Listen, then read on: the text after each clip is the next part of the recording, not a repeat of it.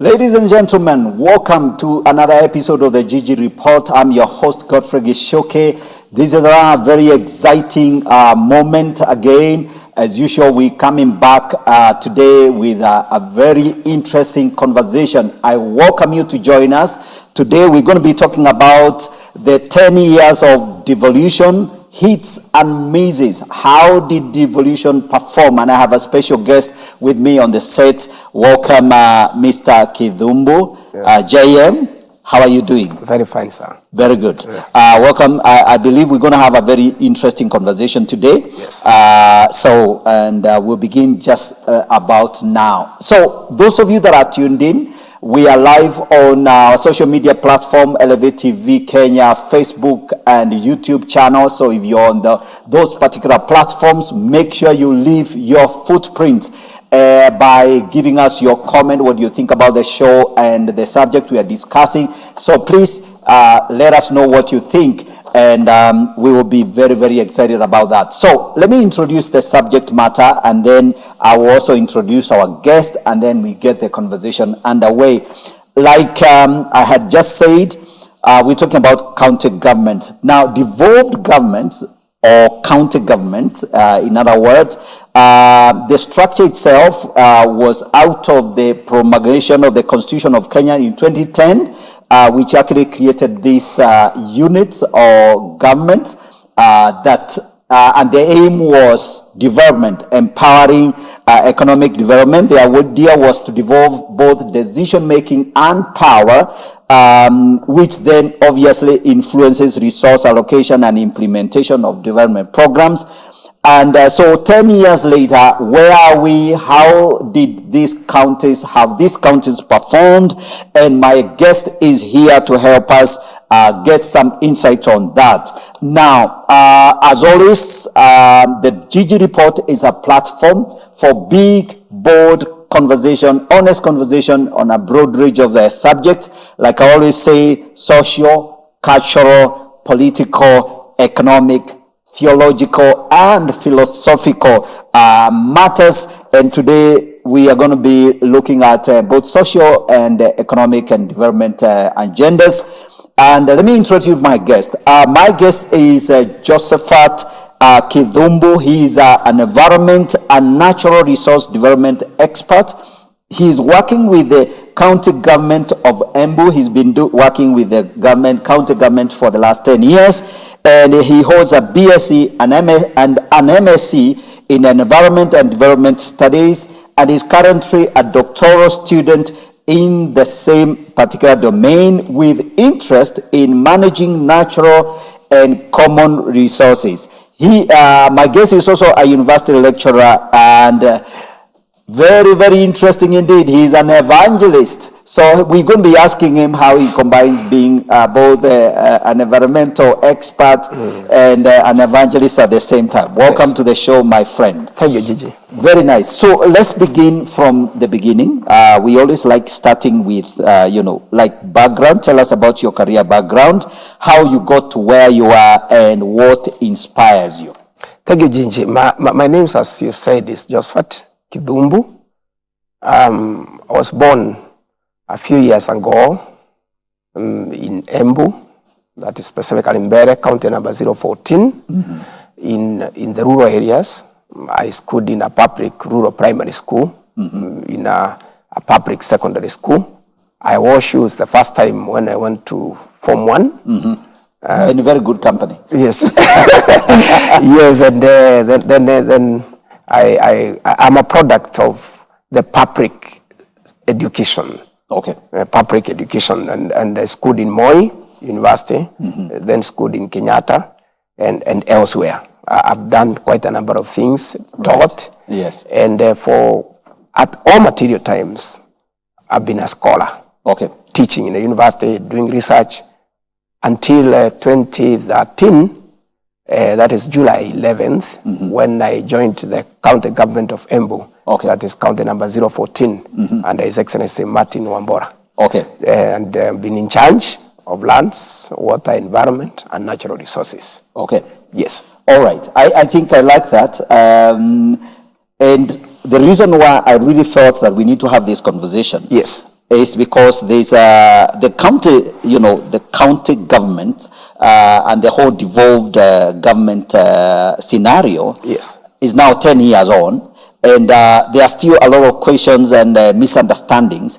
And the fact that you've worked in the county government, really, yes. I think you really help us in understanding what's going on, what have been the successes, and maybe some of the challenges. So let's begin by talking about your own experience working for the county. How has been the 10 years been like for you? You are a career environmentalist and development expert. So, my background and my experiences before I got to the county government was working in a university. Yes. And as all of us know, universities are organized institutions, like military. Yes. You're either in academic or you are in the administration, or you're in technical, and there is no mix-up.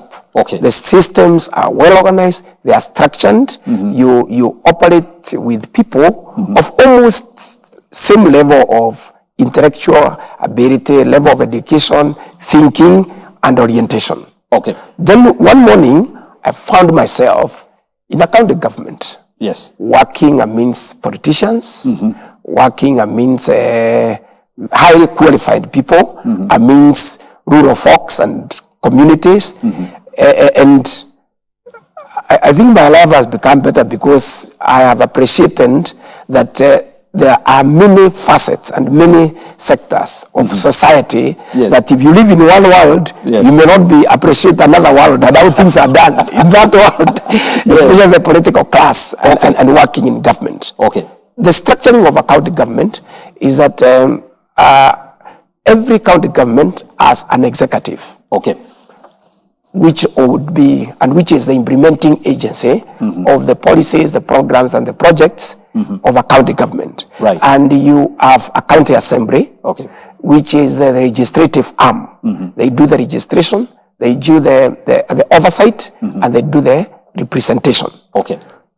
In simple terms, a county government is a national government condensed at a lower level. Okay. Fitted in a county government. Yes. So that the executive of the county government is the equivalent of the executive of the national government. Yes. The governor would be the equivalent of a governor at the national level would be the president. Yes. The cabinet secretaries would be the CCs. Yes. CC members. Yes. The principal secretaries are the chief officers. Yes. And then you have the directors and the directorates and the departments. Yes. Then on the part of the National Assembly, the equivalent would be the county assemblies. Yes. They do the exact job of the national parliament. Yes. So that is how it is structured. Okay. The only part that is not there in the county government is judiciary. Yes. But in terms of executive, in terms of legislature, it's cut and paste of the national government. In terms of roles and responsibilities, almost cut and paste. Exactly. Yes. So a CC member would be, in quote, a small cabinet secretary, but now in a county government. A chief officer would be a small principal secretary, but now working in a county government. In terms of roles, in terms of functions, in terms of powers and execution. Absolutely. Maybe talk about the power bit. Yes. Because how much power does a CEC have? How much can you do? How much can you leverage? Can you cancel a tender? Order some. You don't have any police force. The police force doesn't fall under you. Yes. Maybe you can mention debate about power and what you are permitted to do in general, maybe in terms of projects you can approve, you can move resources from here, you can change budgets and stuff like that. Maybe you could talk about that. All CC members, governors and deputy governors, just like the president, the deputy president, and the cabinet secretaries. Yes. They are state officers. Okay. Their roles and their powers are derived from the Constitution. Okay. To the extent that a CC member exercising executive authority on behalf of the people of that county. Okay. Because the people have the sovereign power, they delegate it to the governor through the election. Yes.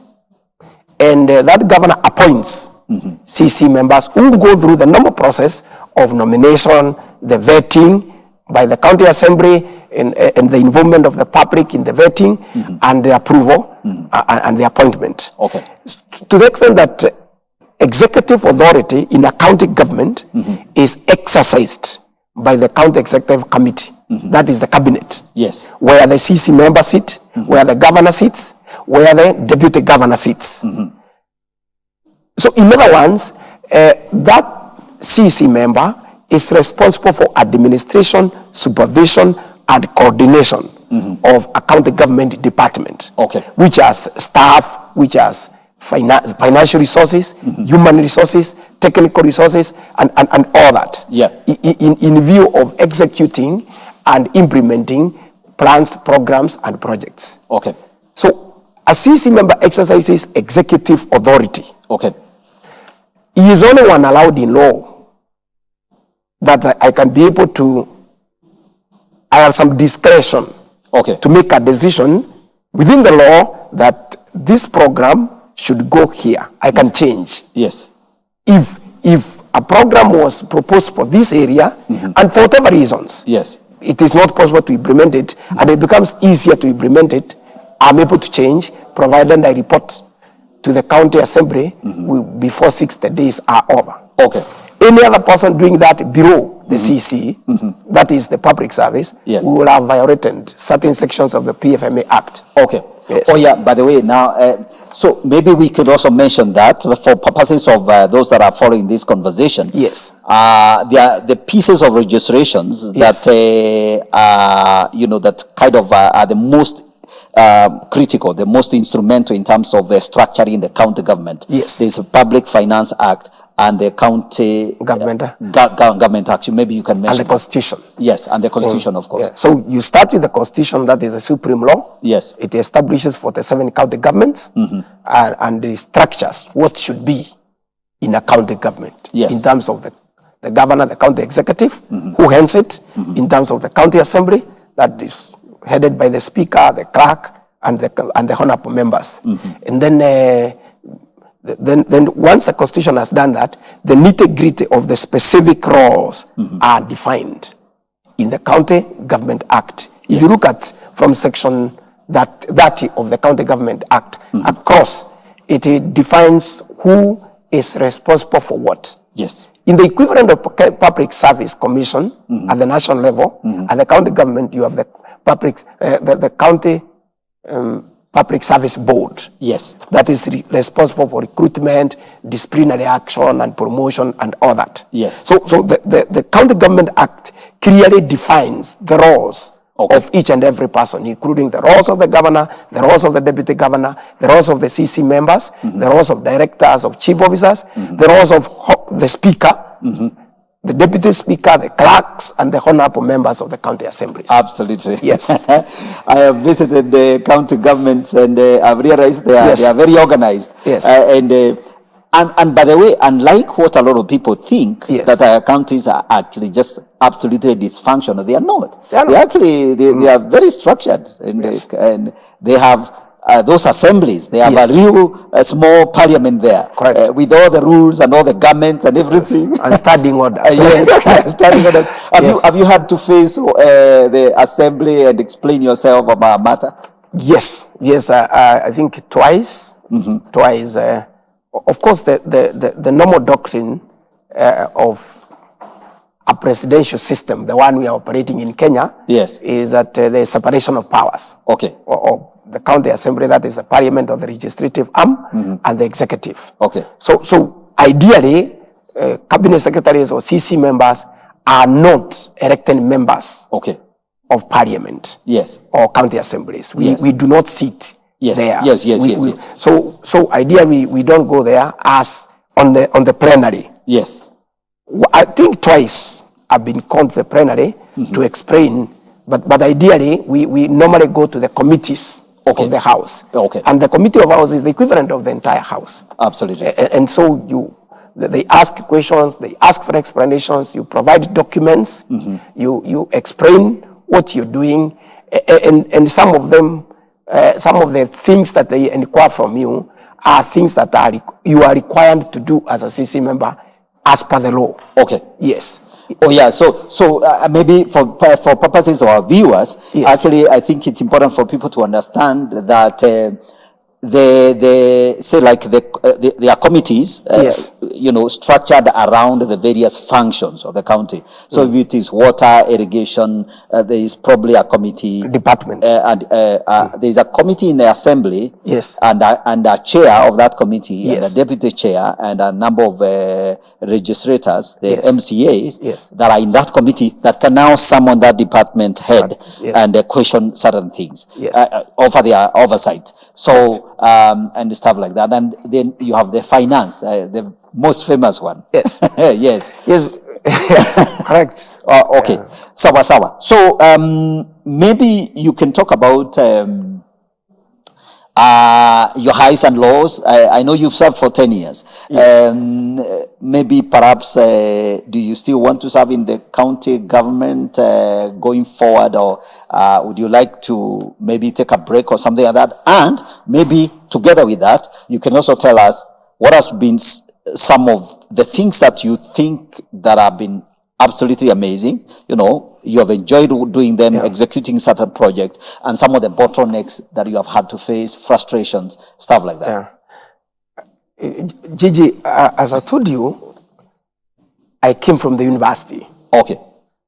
And when you go to serve in a county government, and I'm not a politician, my training is very straightforward. What I was doing was very organized. Yes. I didn't envisage myself working in a county government. Okay. Until one evening, the governor called me. I didn't know him. I had not campaigned for him. Yes. He got a contact because he needed an expert in my area. Okay. From our area who can assist him. And he asked me, just what, would you mind come assist me, help the people of Embu? So ideally, I went to Embu from the university to go and make a difference. Okay. I stopped quite a number of my programs in life to go and make a difference. Yeah, and serve people of your county. Yes, and make an impact. Yes. So in terms of how I look at my performance and my experiences in Embu, I measure them against my expectations to make an impact. Sometimes I feel either I judge myself too much, because I expected to do too much, which I may not have accomplished all of it. Yes. So I'll paint the issue of what I want to do after this to probably to the end of the show, to the second part, so that we get to my experiences in Embu. At one point, I found myself in Embu for almost 8 years, managing or being involved in management of almost a land, or almost a quarter to a land of the entire county. Okay. Because when you're in charge of lands, you're in charge of fiscal planning, survey, urban development, water, irrigation, environment, natural resources. You find yourself, you're almost working and dealing with everybody, from the most junior person to the most senior person. Yes. And also it gave me an opportunity to get and mingle with the big and the mighty of this nation. Okay. Also, in part of my experience is that I found myself dealing virtually with all the honorable members of the county assemblies. Yes. All the honorable members of the National Assembly, Senate from our place. Yes. And there are a big proportion of all the stakeholder groups within within our society and within our county. Absolutely. Because if you are not dealing with water problems, you are dealing with land issues, conflicts of boundaries, and all that, or you are dealing with some encroachment into a certain forest and some logging, or you are running to another meeting to deal with issues of irrigation and smallholder irrigation schemes. Yes. The experience has been overwhelming. Absolutely. The biggest thing that I found from my end, which was tested, is patience, and the ability to move together with everybody. Okay. The fast runners, the middle runners, and the slow runners. Those who understand what you're doing, those who don't seem to understand what you're doing, and those who understand after you have done it. You see the university setup, when you are teaching, you're almost dealing with a society that is already themed. It's curated for you. Yes. You know, these guys are selected, brought in. Yes. And some of them have elected, and specifically elected to sit under you. Correct. And so they have to follow, and there is a certain expectation, and they have certain capacities. Correct. So I found myself working with PhD holders. Yes. With highly qualified and experienced people. Yes. As governor, as deputy governors, as CC members, as directors. Then you're also working with some middle class people, and the others who are very low, who have gone up to class 4, up to class 7. So communication is an issue. Absolutely. Has been a challenge. And of course, Embu, county number 014, just for our viewers, so that you have an understanding of what Embu constitutes as 4 sub-counties. Yes. Is on the eastern slopes of Mount Kenya, sandwiched between Machakos, Kirinyaga, Murang'a, and Tharaka Nithi, and Kitui, on the lower part. Yes. And it is strands from the top of Mount Kenya up to the border with Kitui County. That is Mwingi. Actually, we call it Mwingi. Yes. The county has 4 sub-counties. Yeah. With 20 wards. Okay. It has all the ethnic communities. Okay. There are Embus there are Amberes, there are Kambas, there are Kikuyus, there are Luos. So you sometimes you cannot even be able to communicate in a language other than English or Kiswahili. Because for those who cannot understand English or Kiswahili, if you go to your mother tongue, you find certain segments will not understand what you're saying. Absolutely. Yeah. So those challenges. And you have to deal, let's say, like the fridge, what do you call it? The smallest unit, what do you call it? The ward. Yeah, the ward. And the village. The fridge ward neighboring Kitui. Yes. So the community, they are Kambas. They are speaking. Yes. So if you're going to address the Mwananchi, the so-called address Mwananchi, you it may be very helpful if you can speak in Kamba language. So slowly I've become multilingual. Over time I've become multilingual. I know some little Kikamba. I know some little Kiembu. I know Kimbere. I know a lot of Kikuyu. I know. Absolutely. Yeah. So, and I know I want us to go into some of the, again, real practical challenges. Yes. For example, so you deal with land, the natural resources, the water, irrigation problems. How, and being at the CC level, you're both technical and administrative and executive. Yes. And you have to translate these ideas to the people, the people's representative. Let's be more specific. People's representative. Yes. Did you find a challenge with, say, like the county assembly members, understanding some of the technical stuff that you have to talk about, surveying and all that? What was your experience like? Yes. I think country, from my experience, I was in Embu County from the onset of entrenching devolution. Yes. When there were no structures, we inherited the staff from the former defunct local authorities. Yes. From the devolved ministries, from national government. Yes. From that facet, initial days, when things were not organized, when structures were not clear, and we were responsible for doing an organizational structure, putting up departments, putting up sections, putting up section hands, and getting the thing roaring. Okay. There are many challenges that are faced. Yes. And that most of my colleagues are faced, because I also belong to quite a number of sector committees. Okay. At national level, at regional level, I can imagine all that. So we have our own peer and friends across and the national government and the county governments. And we share some of our experiences, some of our challenges, some of our problems. The main challenge of devolution is that beyond devolving power and resources, we also devolved corruption, we devolved nepotism, we devolved tribalism, we devolved all those isms. Yes. So that the narrative and the noise and the discourse of corruption is a national agenda. Yes. But there's much more that goes on at counties. So that when you devolve, we also devolve the power, we devolve the resources, we devolve the staff, we devolved also all those bad things. And brokers. And brokers. And business.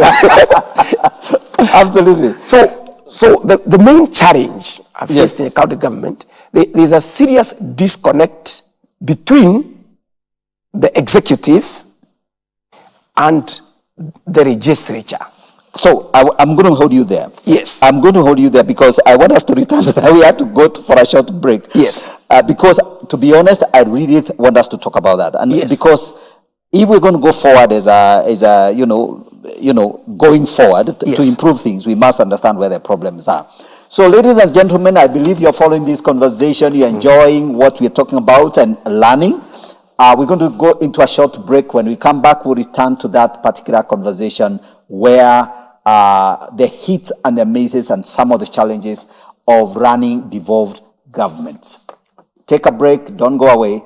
Keep it Elevate TV. We come back shortly. Thank you.